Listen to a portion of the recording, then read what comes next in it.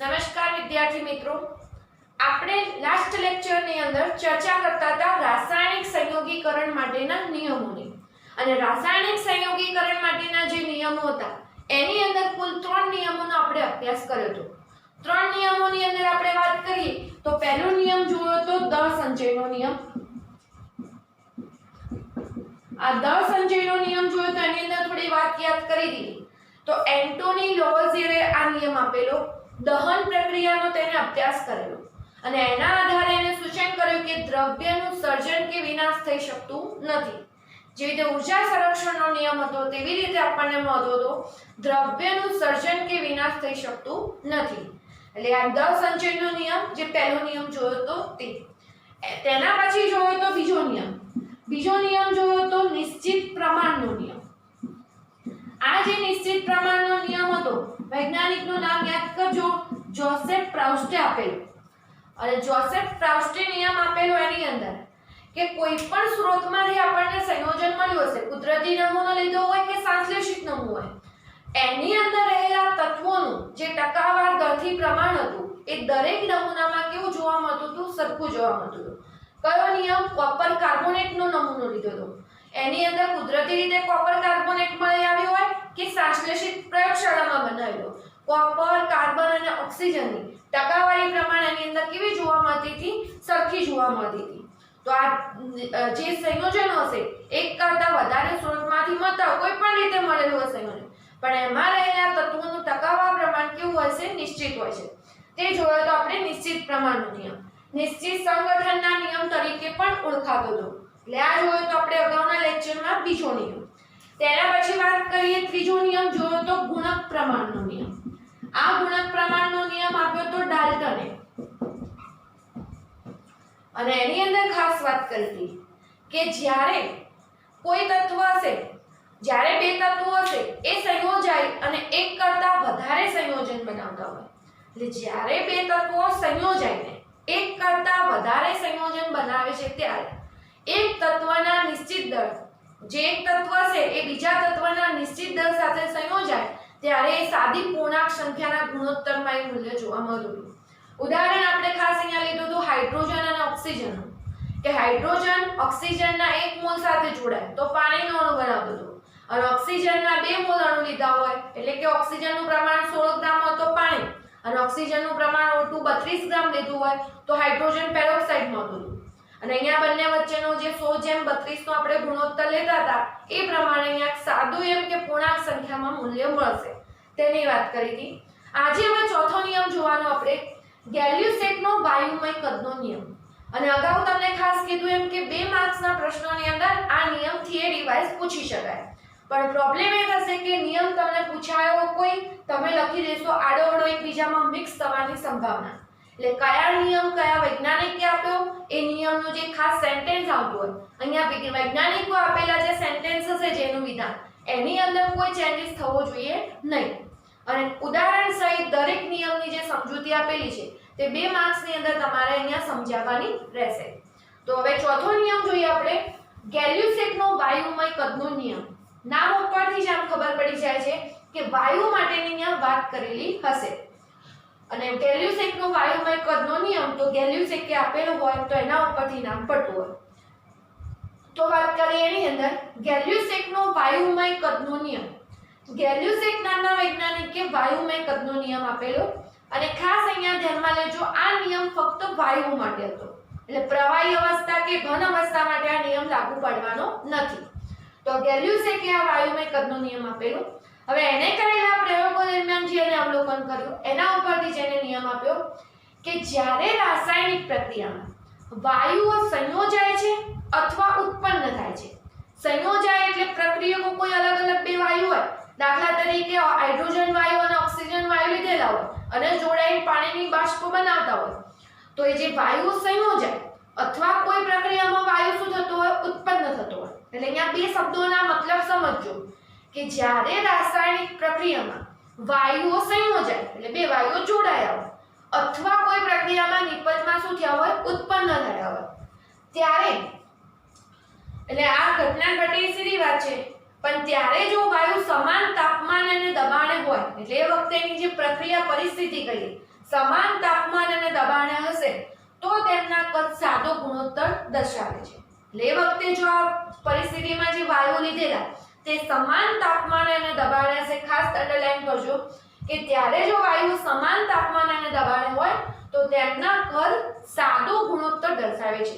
હવે આખી વસ્તુ આપણે ઉદાહરણથી સમજીએ કે દાખલા તરીકે બે વાયુ આપણે લઈએ છીએ, હાઇડ્રોજન વાયુ ઓક્સિજન વાયુ સાથે જોડાય છે. હવે હાઇડ્રોજન વાયુ જે ઓક્સિજન વાયુ સાથે જોડાય, હાઇડ્રોજન વાયુનું પ્રમાણ લીધું આપણે 100 ml અને જે ઓક્સિજન વાયુ સાથે જોડાશે ઓક્સિજનનું પ્રમાણ હતું 50 ml. તો આ હાઇડ્રોજન વાયુ ઓક્સિજન વાયુ જોડે હાઇડ્રોજનના 100 ml વાયુને લીધા, ઓક્સિજન વાયુ 50 ml લીધો અને હાઇડ્રોજન વાયુ અને ઓક્સિજન વાયુ ભેગા થઈ અને બનાવતા હશે પાણીની બાષ્પ. તો આ પાણીની બાષ્પ બનતી હશે ટોટલ 100 ml. કેમ? હાઇડ્રોજન વાયુ આપણને ખબર છે કે હાઇડ્રોજન તમારા એના 2 અણુ હોય ત્યારે ઓક્સિજનના કેટલા હોય? 1 અણુ હોય. એટલે આ રીતે આપણને બનતી હશે પાણીની બાષ્પ. અહીંયા ખાસ વિદ્યાર્થી મિત્રો ધ્યાનમાં રાખજો, ઓક્સિજનનો 1 અણુ મળી આવતો નથી. એટલે આ રીતે આમ તો સમીકરણ લખવું ઉચિત ના કહેવાય. આપણે અહીંયા O2 કરીને આગળ 1/2 લખવું પડે. પણ હાલ પૂરતું અહીંયા શબ્દોમાં જ આપણે બુક પ્રમાણે સમજૂતી આપેલી છે. પણ આમ કે કહેવા સમજાવવા માટે કે હાઇડ્રોજનના 2 અણુ ઓક્સિજનના કેટલા અણુ સાથે જોડાતા હતા? 1 અણુ સાથે. હવે અહીંયા ખાસ નિયમ સમજજો કે હાઇડ્રોજન વાયુના 100 ml ઓક્સિજન વાયુના 50 ml સાથે જોડાય તો પાણીની બાષ્પ કેટલી બનશે? 100 ml. અહીંયા જે હાઇડ્રોજન અને ઓક્સિજનનું પ્રમાણ હતું 100 ml અને 50 ml નો જથ્થો, તો એનો જે સાદો ગુણોત્તર કહીએ તો 100 ml અને જે 50 ml જે જેમ પ્રમાણ હતું તો એ ગુણોત્તર જે કહીએ તો કેટલા પ્રમાણમાં હશે? 2:1. 2:1 ના સાદો એક ગુણોત્તર દર્શાવતો હશે. પણ ક્યારે?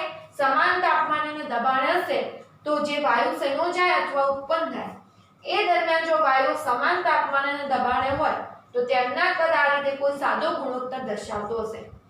હવે અહીંયા જોવા જઈએ તો આ સાદો ગુણોત્તરના સંદર્ભમાં લેવા જઈએ તો એક પ્રકારનો કહીએ તો કદથી નિશ્ચિત પ્રમાણનો નિયમ જ હતો. આ નિયમ જેવી રીતે આપણે દળથી નિશ્ચિત પ્રમાણનો નિયમ જોયો એ રીતે આ કદથી નિશ્ચિત પ્રમાણનો નિયમ પણ કહી શકાશે. એટલે અહીંયા વાયુના કદ માટેની જ વાત હશે એટલે કદથી નિશ્ચિત પ્રમાણનો નિયમ કહી શકાય. તો એક્ઝામની અંદર પૂછાય તો તમારે વૈજ્ઞાનિકે કોને આપ્યો તે નિયમનું વાક્ય, ઉદાહરણ થોડું સમજૂતી અને 2:1 ના પ્રમાણમાં હોય તે વાત અને ખાસ કે કદથી નિશ્ચિત પ્રમાણના નિયમ તરીકે ઓળખાતો હતો એટલી વાત આની અંદર લખવાની રહેશે. તો પાઠ્યપુસ્તકમાં જોઈ લો, વ્યવસ્થિત એકવાર પોઈન્ટ પાડીને આ રીતે થિયરી વાઇઝ ચોપડામાં લખજો. હવે આપણે એના પછીના બીજા નિયમની વાત કરીશું, એવોગેડ્રોનો નિયમ. એટલે આ ચોથો નિયમ ગેલ્યુસેક વાયુમય કદનો નિયમ. પાંચમો નિયમ જોઈશું એવોગેડ્રોનો નિયમ.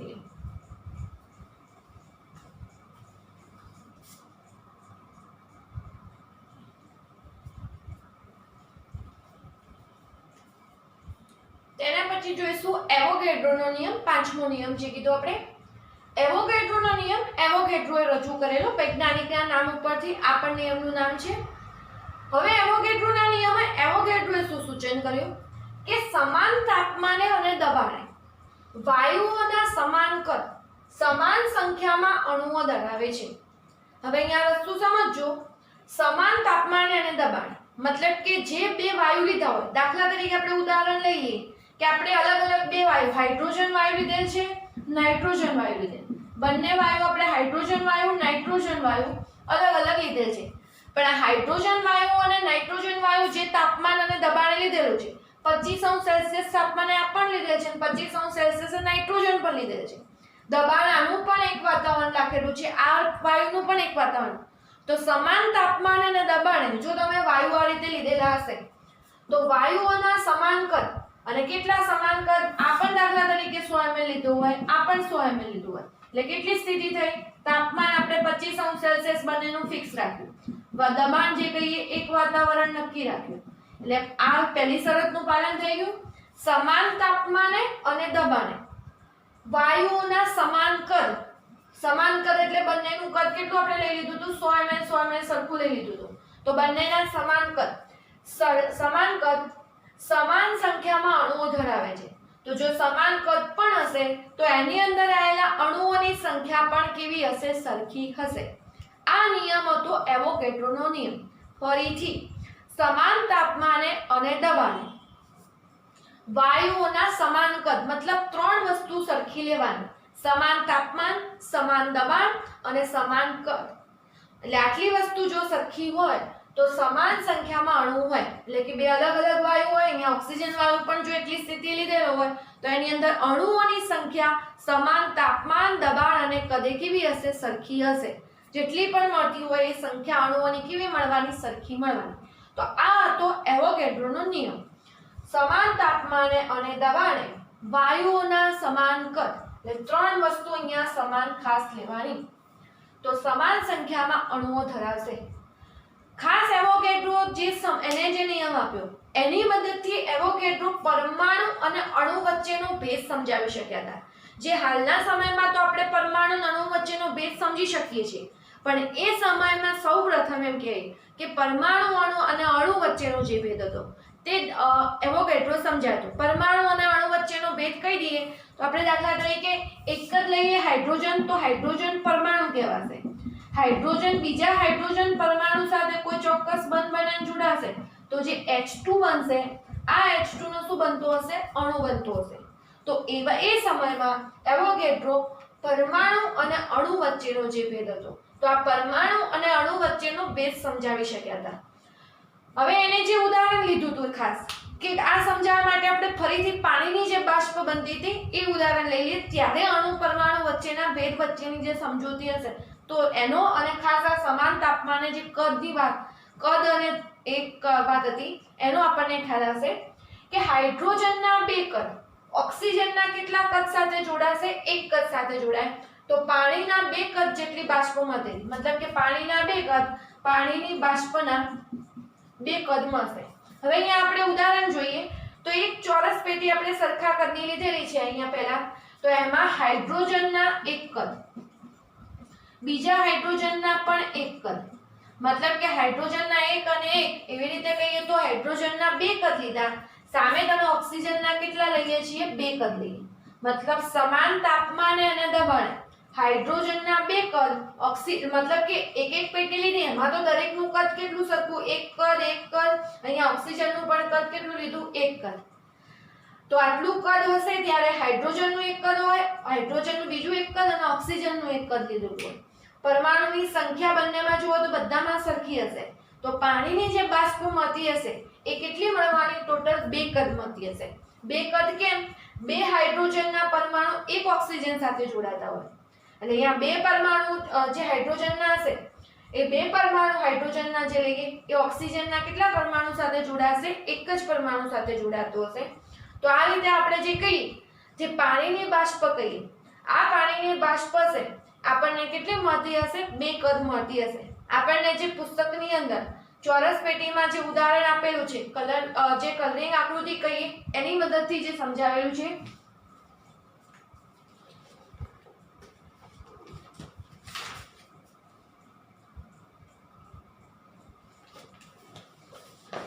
જે આ ઉદાહરણ જે પેટીની મદદથી સમજાવેલું છે તેની આપણે વાત કરી રહ્યા છીએ. તો હવે એની અંદર ખાસ જોજો કે હાઇડ્રોજનના પરમાણુ તમે કદની સંખ્યાની એની ગણતરી કરશો તો હાઇડ્રોજનના એક કદ, બીજા હાઇડ્રોજનના એક કદ, એટલે ટોટલ હાઇડ્રોજનના કદ કેટલા થશે? બે કદ થશે. ઓક્સિજનના એક કદ સાથે જોડાશે. હવે અહીંયા હાઇડ્રોજનના તમે ટોટલ પરમાણુ ગણો તો 10 થશે, અહીંયા બી 10 થશે, ઓક્સિજનના પણ સંખ્યા 10 હશે. તો તમે સામે પાણીના અણુની સંખ્યાની અંદર જોશો તો આ રીતે 5 અણુ તમે ટોટલ આની અંદર જોવા મળતા હશે, 10 અણુ વધારાના જોવા મળવાના તમને. એટલે એમ કે પાણીના કેટલા અણુ મળ્યા હશે તો તમને 10 મળશે એ રીતે. એટલે અહીંયા સંખ્યાની દ્રષ્ટિએ આપણે સમજાવવાનો પ્રયત્ન કરીએ છીએ, પણ જો કદના આધારે તમે સમજશો તો હાઇડ્રોજનના બે કદ ઓક્સિજનના એક કદ સાથે જોડાય તો તમને સામે પાણીના કેટલા કદ? જેટલા હાઇડ્રોજનના કદ હતા એટલે હાઇડ્રોજનના તમે ટોટલ અણુની સંખ્યા ગણવા જઈએ તો આની અંદર 10 આપેલી, આની અંદર 10 આપેલી, 10 ને 10 20 થશે. ઓક્સિજનના 10 જ અણુ થશે. તો સામે પાણીના તમને અણુ કેટલા મળશે? અહીંયા 10 અણુ મળતા હશે. એટલે પ્રક્રિયામાં એક પણ ઓક્સિજનનો અણુ હશે એ જોડાયા વગર બાકી રહેતો નથી. એટલે આપણે આ આકૃતિમાં જઈએ તો 3 4 5 6 7 અને હજી આપણે દર્શાવીએ તો ટોટલ કેટલા? બધે બધા અણુઓ છે એ જોડાઈને શું બનાવી દીધું હશે? પાણીની બાષ્પ બનાવી દીધી હશે આની અંદર. એટલે આ રીતે ઓક્સિજનના એક પરમાણુ હાઇડ્રોજનના બે પરમાણુ સાથે જોડાશે અને પાણીની બાષ્પ આપણને કેટલી મળશે? 2 કણ મળશે. હવે આ વસ્તુ કહીએ તો એ સમયમાં આ જ વસ્તુ જો એને હાઇડ્રોજનના અણુ દ્વારા સમજાવ્યો, જે બહુપરમાણુય અણુનો ખ્યાલ હતો એના દ્વારા સમજાવ્યો તો H2 ના 2 અણુ ઓક્સિજનના એક અણુ સાથે જોડાય તેના આધારિત વ્યવસ્થિત સમજાવી શક્યો. પણ એ વખતે જે ડાલ્ટન ને બીજા જે વૈજ્ઞાનિકો હતા તેમનું માનવું હતું કે પરમાણુ પોતાના જ અણુ સાથે જોડાઈ શકે નહીં. મતલબ કે હાઇડ્રોજન જોડે જોડાઈ H2 નો અણુ બનાવતો હશે નહીં. તે એ સમયની તે માન્યતા હતી અને એના કારણે એ વખતે આ વસ્તુ સમજાવવા માટે આ રીતે કદનો ખ્યાલ લેવો પડ્યો અને એના આધારે સમજૂતી આપી. પણ હાલના સમયમાં તો આપણે કમ્પ્લીટ સમજી શકીએ છીએ કે હાઇડ્રોજનના 2 અણુ ઓક્સિજનના એક અણુ સાથે જોડાય અને H2O પાણીની જે બાષ્પ બનાવશે એ રીતે આપણે આખું ઉદાહરણ કમ્પ્લીટ સમજી શકીએ છીએ. તો આ જોયો આપણે એવોગેડ્રોનો નિયમ, ખાસ નિયમનું સેન્ટેન્સ. બાકી એની અંદર જે વધારાની સમજૂતી આપી છે આ સમજાઈ શક્યા નહીં અને એ બધાનો ખ્યાલ થિયરીમાં લખવાની જરૂર રહેતી નથી. નિયમનું વાક્ય, ઉદાહરણ આ જે હાઇડ્રોજનનું પેટીવાળું આપ્યું એ આધારિત અને ખાસ એક શબ્દ લખવાનું કે જો અણુને બહુપરમાણુય સ્વરૂપે લીધો હોત તો આ વસ્તુએ સરળતાથી સમજાવી શક્યા હોત. તો આ થિયરી પણ બુકની અંદરથી જોઈ અને વ્યવસ્થિત તૈયાર કરી લેવાની રહેશે. તો આપણે જોયા રાસાયણિક સંયોગીકરણના ટોટલ 5 નિયમો. દળ સંચયનો નિયમ, નિશ્ચિત પ્રમાણનો નિયમ, ગુણક પ્રમાણનો નિયમ જોયો. એના પછી ગેલ્યુસેકનો વાયુમય કદનો નિયમ અને 5મો જોયો આપણે એવોગેડ્રોનો નિયમ. આ વારાફરતી આપણે એટલા માટે લેવામાં આવે છે તમે જેટલું રિવિઝન કરશો એટલું નિયમો એકબીજાની અંદર મિક્સ નહીં થાય અને દરેક નિયમના વાક્ય અને એમાં કયું ઉદાહરણથી સમજાવ્યું તેના આધારે સમજવાનો પ્રયત્ન કરજો.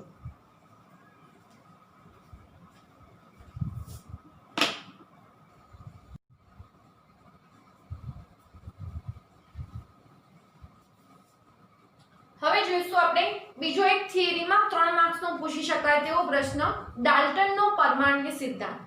આ પ્રશ્ન બીજી રીતે પૂછવો હોય તો પૂછી શકાય કે ડાલ્ટનની અભિધારણાઓ સમજાવો, ડાલ્ટનના નિયમની અભિધારણાઓ સમજાવો. તો ડાલ્ટને જે પરમાણુઓ વિશેનો અભ્યાસ કરતા હતા એની અંદર ખાસ જે દ્રવ્ય આપણે પ્રશ્ન હતો એ વખતે કે દ્રવ્ય શેનું બનેલું છે, તો એ વખતના સમયમાં પરમાણુ અણુ વિશેનો જે કોન્સેપ્ટ કહીએ એ વખતે ક્લિયર નહોતો. ત્યારે સ્વીકારવામાં આવ્યું કે જે આ દ્રવ્ય હશે આ દ્રવ્ય હતું એ અવિભાજ્ય પરમાણુઓનું બનેલું હશે. તો આ શરૂઆતમાં જે અવિભાજ્ય પરમાણુઓનું બનેલું, એક તો આપણે જે પરમાણુ માટે શબ્દ વાપરીએ છીએ એટમ કહીએ, આ એટમ શબ્દ શેના ઉપરથી ઉતરી આવ્યો? એ ગ્રીક ભાષાની અંદર મતલબ થતો હતો એટોમિયોનો મતલબ થશે અવિભાજ્ય. અવિભાજ્ય મતલબ કે એને આપણે કોઈ વસ્તુમાં હવે ડિવાઈડ કરી શકતા નથી, મતલબ કે આગળ એનું વિભાજન શક્ય નથી. તો એટોમિયમ મતલબ કે આપણે આ શબ્દ એટમ પછી પરમાણુ માટે વાપરેલો, પણ ખરેખર આ એટોમિયો જે શબ્દ હતો ગ્રીક ભાષાનો શબ્દ હતો અને આ ગ્રીક ભાષાના શબ્દનો મતલબ થતો હતો અવિભાજ્ય શબ્દ તરીકે ઓળખાય. મતલબ કે કોઈ પણ દ્રવ્ય હશે, આપણે છેલ્લામાં છેલ્લી કણ કે દ્રવ્ય નાના કણનો બનેલો, આ નાનો કણ હશે પછી આપણે છેલ્લે શું કહીએ કે પરમાણુનો બનેલો છે. તો એ પરમાણુનું પછી વિભાજન શક્ય નથી એ સમયનો આ ખ્યાલ હતો. પણ આ એટમ શબ્દ અવિભાજ્ય શબ્દ કે દ્રવ્ય હશે અવિભાજ્ય કણોનો બનેલો અને આ અવિભાજ્ય કણોને આપણે પછી શેના તરીકે ઓળખેલા? પરમાણુ તરીકે. પણ આ ખ્યાલ બી થોડો આગળ જતા ખોટો ઠરેલો, કારણ કે પરમાણુને આપણે વિભાજન પાડી શકીએ છીએ. પરમાણુને આપણે પ્રોટોન, ઇલેક્ટ્રોન, ન્યુટ્રોન એવા હજી નાના કણોમાં વિભાજિત કરી શકતા હતા. પણ એ ખ્યાલ સુધી પહોંચ્યા એના પહેલાની જે આ માન્યતા હતી એનો પણ આપણે અભ્યાસ કરવો થોડો જરૂરી છે, કારણ કે સીધી કોઈ વસ્તુ સંશોધન પામતી નથી. એના જે ભૂલો સુધરશે જે તે નમૂનાની, એનાથી પછી સાચા નમૂના તરફ જવાશે. તો એક તો પહેલી અંદર આની અંદર જે શબ્દ છે ગ્રીક ભાષામાંથી જે મળી આવેલો શબ્દ એટોમિયો, જેનો અર્થ થતો હતો અવિભાજ્ય, અને આ જ એટોમિયો ઉપરથી આપણે પરમાણુને જે એટમ તરીકે ઓળખીએ છીએ એ શબ્દ એની અંદર લીધેલો છે. આ જર્નલ સ્ટાર્ટિંગમાં થોડી વાત આપેલી છે કે ડાલ્ટને કઈ જર્નલમાં પ્રકાશિત કર્યું, શેનું સંશોધન કરતા હતા એ બધાની વાત, પણ થિયરીમાં એ મુદ્દા લખવાના રહેતા નથી. તો પહેલી અભિધારણાથી સ્ટાર્ટ કરીએ. ડાલ્ટને જે પહેલી અભિધારણા આપી હતી કે દ્રવ્ય અવિભાજ્ય પરમાણુઓનું બનેલું છે. કોઈ પણ વસ્તુ, દાખલા તરીકે પાણી જ લીધું, ઓક્સિજન વાયુ લીધો, તો એનું જે દ્રવ્ય હશે એ અવિભાજ્ય પરમાણુનું બનેલું હશે. મતલબ કે ઓક્સિજન વાયુ હોય તો ઓક્સિજનના પરમાણુ, પાણી કહીએ તો 2 હાઇડ્રોજનના પરમાણુ, 1 ઓક્સિજનનું પરમાણુ. પણ આ હાઇડ્રોજન અને ઓક્સિજનને કેવા કીધા? એને અવિભાજ્ય. હવે હાઇડ્રોજનના પરમાણુને કે ઓક્સિજનના પરમાણુને આપણે વિભાજિત કરી શકતા નથી. એ સમયની વાત હતી. હાલમાં તો આપણે પરમાણુનું પણ વિભાજન કરી શકીએ છીએ. પણ ડાલ્ટનની જે પહેલી અભિધારણા છે કે કોઈ પણ દ્રવ્ય હશે એ અવિભાજ્ય પરમાણુનું બનેલું, મતલબ કે કોઈ પણ વસ્તુ કહીએ, કોઈ પણ મટીરીયલ હશે, દ્રવ્ય મતલબ આપણે કે ચોક લીધું હોય, પેન લીધું હોય, તો એનું જે દ્રવ્ય હશે એ કોનું છેલ્લે બનેલું હશે? તો કે પરમાણુ. પણ આ પરમાણુને ડાલ્ટને કેવો કીધેલો? અવિભાજ્ય. જે વાત પાછળ જતા શું થતી? ખોટી ઠરી. પણ આ જે પહેલી અભિધારણા હતી કે દ્રવ્ય અવિભાજ્ય પરમાણુનું બનેલું છે. પછીની વાત, આપેલ તત્વના બધા જ પરમાણુ સમાન ગુણધર્મ ધરાવે છે, જેમાં સમાન દળનો પણ સમાવેશ થઈ જાય. આપેલ તત્વના બધા પરમાણુ મતલબ કે આપણે દાખલા તરીકે હાઇડ્રોજનની જ વાત કરી. હાઇડ્રોજન કોઈ પણ સંયોજનમાં આવેલું હોય, પાણીમાં હોય, હાઇડ્રોજન પેરોક્સાઇડમાં હોય, તો બીજું કોઈ હાઇડ્રોજન HCl માં કહીએ, H2SO4 માં, કેમ કે આ બધા અલગ અલગ એના કહીએ. HCl માં પણ હાઇડ્રોજન આવે, H2O માં હાઇડ્રોજન આવે, H2SO4 માં હોય હાઇડ્રોજન, પછી બીજું કઈ હાઇડ્રોજન પેરોક્સાઇડ માં હતું હાઇડ્રોજન. તો આપેલ તત્વના બધા જ પરમાણુ કોઈ પણ જગ્યાએ હોય હાઇડ્રોજન, પણ એના બધા જ પરમાણુ શું દર્શાવવાના? સમાન ગુણધર્મ. તો દરેકે જગ્યાએ હાઇડ્રોજનના ગુણધર્મ તો કેવા રહેશે? સરખા જ રહેશે. દાખલા તરીકે હાઇડ્રોજનનો જે વિસ્ફોટક તરીકેનો ગુણધર્મ હશે એ પોતાનો ગુણધર્મ તો શું કરતો હશે? એ દરેક જગ્યાએ હાઇડ્રોજનનો ગુણધર્મ કેવો જોવા મળવાનો? આપણને સરખો જોવા મળવાનો. એટલે આપેલ તત્વના બધા જ પરમાણુ સમાન ગુણધર્મ ધરાવે છે, જેમાં સમાન દળનો પણ સમાવેશ થાય. તમારે દરેક સંયોજનમાં હાઇડ્રોજનનો દળ હશે તો આપણે 1.008 જે એટોમિક માસ યુનિટ લેતા હશો, તો હાઇડ્રોજનનો દળ જે આપણે પરમાણુય દળ બી લખતા હશો આણ્વિક દળને ગણીએ ત્યારે, તો હાઇડ્રોજનનું પરમાણુય દળ દરેક જગ્યાએ કેવું હશે? સરખું હશે. ઓક્સિજન માટે લીધું હશે તો ઓક્સિજનનું આપણે 16 લેતા હતા એટોમિક માસ યુનિટ. આપણે બેઝિક કોન્સેપ્ટના લેક્ચરમાં આણ્વિક દળ કેવી રીતે નક્કી કરવું એના વિશે થોડી વાત કરેલી છે. તો આપેલ તત્વના બધા જ પરમાણુ સમાન ગુણધર્મ ધરાવતા હશે. એટલે આપેલ તત્વના એટલે કોઈ બી પદાર્થ, દાખલા તરીકે આપણે અહીંયા હાઇડ્રોજન લીધું હતું, પણ એ દરેક જગ્યાએના ગુણધર્મો કેવા હશે? સમાન હશે. અને એ સમાન ગુણધર્મોમાં કોનો સમાવેશ થાય? સમાન દળનો પણ. પણ બીજું વાત એની ખાસ કે જુદા જુદા તત્વોના પરમાણુ દળ કેવા હશે? પણ જુદા જુદા હશે. જુદા જુદા તત્વોના પરમાણુ દળ મતલબ હાઇડ્રોજન કરતા ઓક્સિજનનું પરમાણુ દળ જુદું, હાઇડ્રોજન કરતા ક્લોરીનનું પરમાણુ દળ જુદું. એના ગુણધર્મો પણ કેવા મળવાના? જુદા મળવાના. એટલે ખાસ બીજું વાક્ય સમજી અને યાદ રાખશો તો સરળતાથી યાદ રહેશે. સીધે સીધું જો ગોખવાનો પ્રયત્ન કર્યો તો યાદ રહેશે નહીં. એ ખાસ ધ્યાનમાં રાખજો. એટલા માટે આપણે ઉદાહરણ લખીએ છીએ. તમારે અહીંયા કોઈ જ ઉદાહરણ સમજાવવાનું રહેતું નથી, ફક્ત અભિધારણાઓ લખો તો અભિધારણા જ લખવાની રહેશે. તો આપેલ તત્વના બધા જ પરમાણુઓ સમાન ગુણધર્મ ધરાવે છે, જેમાં એના સમાન દળનો પણ સમાવેશ થશે. પરંતુ જુદા જુદા તત્વોના પરમાણુઓના દળ કેવા હશે? જુદા જુદા. એ તો સીધી વાત છે કે હાઇડ્રોજન કરતા ઓક્સિજનનું પરમાણુ દળ જુદું હોય, ઓક્સિજન કરતા નાઇટ્રોજનનું જુદું હોય, એના ગુણધર્મો પણ જુદા હશે. તો એ પરમાણુના દળ ગુણધર્મો જુદા જુદા તત્વોના તો કેવા જોવા મળવાના? જુદા જુદા જોવા મળશે. તો આ બીજી અભિધારણા. ત્રીજું, જ્યારે જુદા જુદા તત્વોના પરમાણુ કોઈ નિશ્ચિત પ્રમાણમાં સંયોજાય છે ત્યારે સંયોજન બને છે. જુદા જુદા તત્વોના પરમાણુ મતલબ કે આપણે ઉદાહરણ આગળ જોઈ ગયા કે હાઇડ્રોજન અને ઓક્સિજન, અહીંયા એક અણુ જોડાય છે તો પાણીનો અણુ બનતો હતો. હાઇડ્રોજન ઓક્સિજનના બે પરમાણુ જોડે જોડાય શું બનાવશે? Hydrogen peroxide. તો જ્યારે જુદા જુદા તત્વોના પરમાણુ, અહીંયા બે અલગ અલગ હાઇડ્રોજન અને ઓક્સિજન લીધા. પાણીનું ઉદાહરણ લઈએ દાખલા તરીકે H2O માં બે હાઇડ્રોજન અને એક ઓક્સિજન પરમાણુ. તો જુદા જુદા તત્વોના જુદા જુદા પરમાણુ. જુદા જુદા તત્વોના પરમાણુ પણ કોઈ નિશ્ચિત પ્રમાણમાં, નિશ્ચિત પ્રમાણ અહીંયા ફિક્સ છે, હાઇડ્રોજનના બે કદ, ઓક્સિજનના એક કદ સાથે. તો કોઈ નિશ્ચિત પ્રમાણમાં જોડાય તો ત્યારે શું બનશે? સંયોજન. એટલે ત્રીજી અભિધારણા, જ્યારે જુદા જુદા તત્વોના પરમાણુ કોઈ નિશ્ચિત પ્રમાણમાં, એટલે અહીંયા દરેક સંયોજન માટેનું પ્રમાણ ફિક્સ હોય છે. તમે હાઇડ્રોજનના બે અને ઓક્સિજનના એક જ પરમાણુ લીધો તો પાણી જ બને. હાઇડ્રોજનના 2 પરમાણુ ઓક્સિજનના 2 લીધા હોય તો હાઇડ્રોજન પેરોક્સાઇડ જ બને. તો નિશ્ચિત પ્રમાણમાં જોડાશે ત્યારે શું બનાવતા હશે? સંયોજન. આ ત્રીજી અભિધારણા. અને ચોથી અભિધારણા ખાસ કે રાસાયણિક પ્રક્રિયામાં પરમાણુની ફેર ગોઠવણીનો સમાવેશ થાય. પરમાણુ પ્રક્રિયકમાંથી નિપજમાં ફેર ગોઠવણી જ પામતા હોય છે. રાસાયણિક પ્રક્રિયા દરમિયાન ઉત્પન્ન કરી શકાતા નથી અથવા તેઓ નાશ કરી શકતા નથી. એટલે રાસાયણિક પ્રક્રિયા કોઈ પણ થતી હશે એ વખતે પરમાણુની ફક્ત શું થતી હશે? ફેર ગોઠવણી થતી હશે. એ રાસાયણિક પ્રક્રિયા દરમિયાન પરમાણુ ઉત્પન્ન પણ નહીં થતા હોય, તેનો નાશ પણ નથી કરી શકાતો.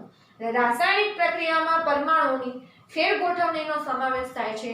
રાસાયણિક પ્રક્રિયા દરમિયાન ઉત્પન્ન કરી શકાતું નથી અથવા નાશ કરી શકતા નથી. તો ડાલ્ટનની જે અભિધારણાઓ છે કઈ રીતે યાદ રાખીશું? પહેલી અભિધારણા તો દ્રવ્ય શેનું બનેલું હતું? અવિભાજ્ય પરમાણુઓનું બનેલું છે. બીજી અભિધારણા જોઈ તો બીજી અભિધારણામાં આપણે ખાસ વાત કરી હતી કે આપેલ તત્વના બધા જ પરમાણુ સમાન ગુણધર્મ ધરાવતા હશે. એમાં સમાન દળનો પણ સમાવેશ થાય, પણ જુદા જુદા તત્વોના પરમાણુ લીધા હોય હાઇડ્રોજન, ઓક્સિજન એવી રીતે અલગ અલગ, ત્યારે એમના દળ કેવા હશે? જુદા જુદા હશે. પછી ત્રીજી વાત કે જ્યારે જુદા જુદા તત્વોના પરમાણુ કોઈ નિશ્ચિત પ્રમાણમાં સંયોજાશે ત્યારે શું બનાવતા હશે? સંયોજન બનાવશે. અને છેલ્લું, રાસાયણિક પ્રક્રિયા દરમિયાન પરમાણુની ફેર ગોઠવણીનો સમાવેશ થતો હશે.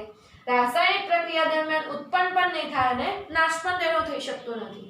એટલે આ જોઈ હતી આપણે ચોથી અભિધારણા. ડાલ્ટનનો જે આ સિદ્ધાંત હતો, કેટલી વસ્તુ સમજાઈ શકતો હતો? તો ડાલ્ટનનો જે આ સિદ્ધાંત હશે, રાસાયણિક સંયોગીકરણના જે નિયમો હતા, આ રાસાયણિક સંયોગીકરણના જે નિયમો કહીએ તો આ રાસાયણિક સંયોગીકરણના નિયમો સમજાવી શકતો હતો. એટલે આની મદદથી તમે આગળના જે 5 પડેલા નિયમો હતા તેની તમે સમજૂતી આપી શકશો. પરંતુ જે વાયુના કદના નિયમો છે તેની સમજૂતી ડાલ્ટનનો સિદ્ધાંત આપી શકતો નથી. પછી તત્વોના પરમાણુ કઈ રીતે જોડાતા હશે, કઈ રીતે સંયોજાય છે તેની પણ માહિતી આપી શકતો નહોતો. એટલે ઘણે અંશે ઘણી વસ્તુ સમજાવવામાં સફળ રહ્યો હતો, પણ બીજી એવી ઘણી માહિતી હતી જે ડાલ્ટનના પરમાણુ સિદ્ધાંતથી સમજાવી શકાતી નથી. તો 3 માર્ક્સમાં પૂછી શકાય તેવી ડાલ્ટનનો પરમાણુ સિદ્ધાંત આખી થિયરી વ્યવસ્થિત પોઈન્ટ વાઇઝ ચોપડામાં તમારે દરેક જણે લખવાની રહેશે, તેમજ તૈયારી કરવાની રહેશે. એક્ઝામની દ્રષ્ટિએ આ પાઠમાં થિયરીના જે પ્રશ્નો પૂછવા હોય તો આગળના જે 5 નિયમો જોયા એમાંથી કોઈ 2 માર્ક્સમાં આવી શકે, આ થિયરી જોઈએ 3 માર્ક્સમાં. એના સિવાયની આગળની બધી વસ્તુઓ આવતી હતી જનરલ એમસીક્યુ 1 માર્ક્સના પ્રશ્નો માટે જ છે. તો એ પ્રકારે તમારે દરેક પ્રશ્નની તૈયારી કરવાની રહેશે.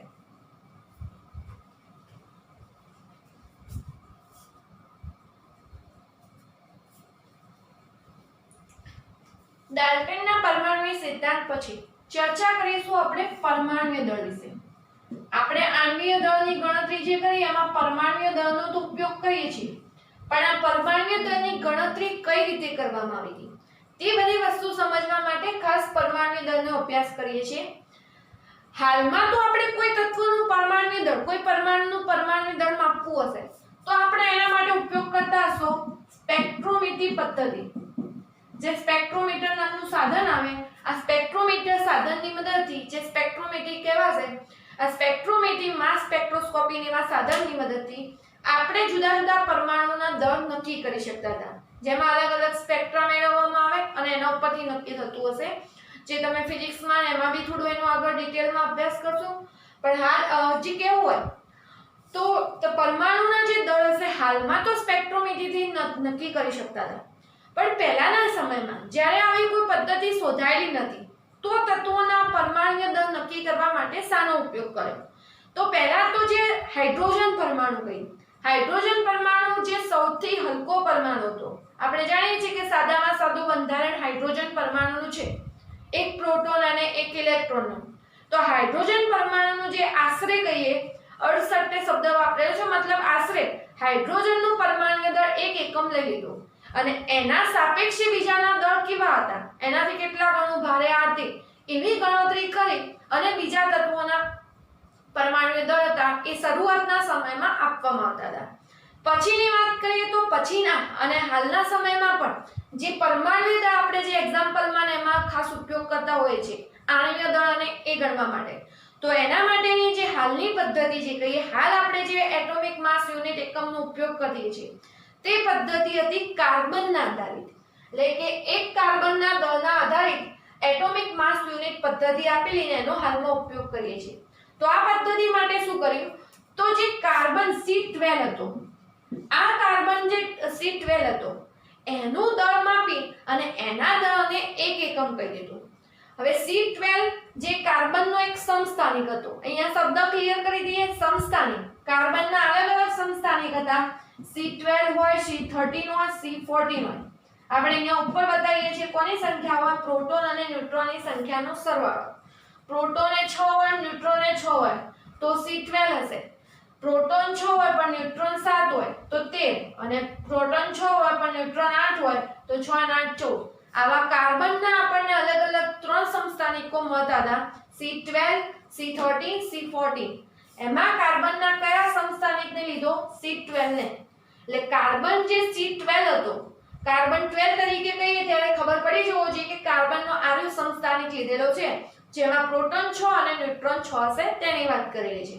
તો આ કાર્બન 12 જે એનો સમસ્થાનિક C12 હતો કાર્બન, આ C12 ને આધારિત એક એટોમિક માસ યુનિટ જે એકમ પદ્ધતિ હતી તે વિકસાયેલી હતી. હવે એની વ્યાખ્યા શું આપીને એ જોઈએ. તો કાર્બનના પરમાણુનું જે વજન હતું તેને એકમ તરીકે સ્વીકારી અને પછી બીજા તત્વોના પરમાણુ દળ આપવામાં આવ્યા.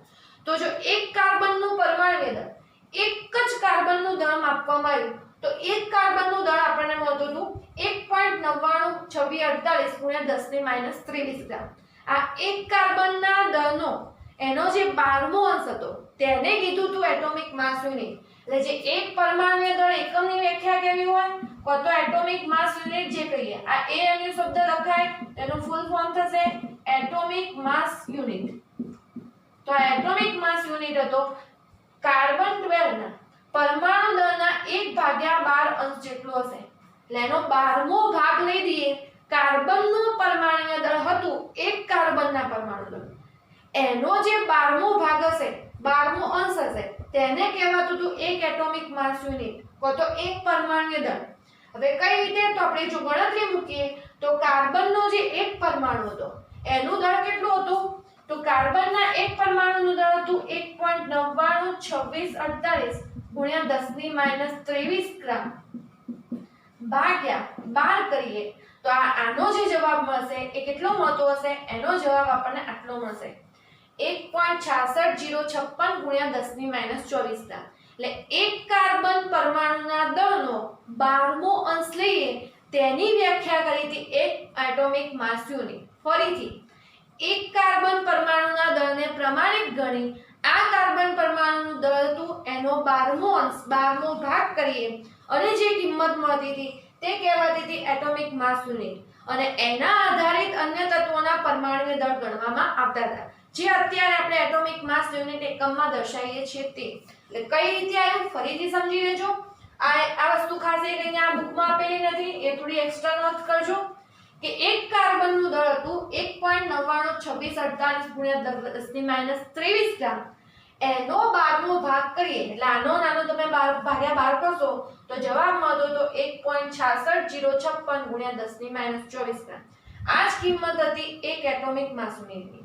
હવે આના ઉપરથી તમારે હાઇડ્રોજન પરમાણુ દળ જો એટોમિક માસ યુનિટમાં લાવવું હોય તો એક હાઇડ્રોજન પરમાણુનું દળ કેટલું હતું, એટલે એક જ ફક્ત હાઇડ્રોજનનો પરમાણુ હોય અને એનું દળ હોય તો 1.6736 × 10⁻24 ગ્રામ હતું, અને એને એટોમિક માસ યુનિટમાં ફેરવશો તો 1.6736 × 10⁻24 ગ્રામ ભાગ્યા 1.66056 10⁻24 ગ્રામ કરતા હતા.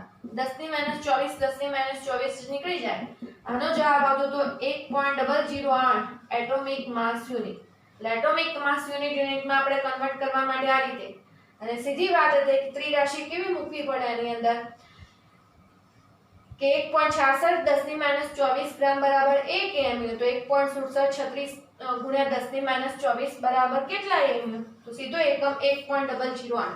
અને આ જ એપ્રોક્સિમેટ આપણે 1.008 ના લેતા ફક્ત એક કિંમત હાઇડ્રોજનનું પરમાણુ દળ મૂકીએ છીએ ત્યારે કેટલી કિંમત મૂકતા હોઈએ છીએ, 1 મૂકતા હોય તો આ એકનો જવાબ આના ઉપરથી આવે છે. એવી જ રીતે ઓક્સિજન માટે 15.00 સમથિંગ આપણે કહીએ મતલબ કે 100 લેતા હશો એ પણ આના વડે ભાગાકાર કરીને બતાવ્યું છે. આ એટોમિક માસ યુનિટ હતો એને ઘણીવાર એકલા યુ તરીકે પણ દર્શાવેલ હશે. આના યુ નો મતલબ થતો તો યુનિફાઈડ માસ, એકીકૃત દળ તરીકે ગુજરાતીમાં ઓળખાશે. એટલે હાલમાં એટોમિક માસ યુનિટને ફક્ત એકલા યુ તરીકે પણ દર્શાવેલ હોય છે અને આ યુ નો મતલબ થતો તો યુનિફાઈડ માસ. અહીંયા હવે પ્રશ્ન થિયરી વાઇઝ તમને ખાસ ના પૂછી શકાય. અહીંયા જે મૂલ્ય આપેલા છે એના આધારિત એમસીક્યુ બનાવી શકાય. નીટની અંદર અને JEE માં પણ આમાંથી સીધો ક્વેશ્ચન પૂછવો હોય તો એક એટોમિક માસ નું વેલ્યુ હોય આ રીતે ગણતરીનો કોઈ વચ્ચે તો એ કોન્સેપ્ટનો પ્રશ્ન આમાંથી બની શકે. અને 1 માર્ક્સના પ્રશ્નોમાં ખાસ આપણી બોર્ડની કે સ્કૂલની જે એક્ઝામ હશે તેની અંદર પણ પ્રશ્ન પૂછી શકાશે.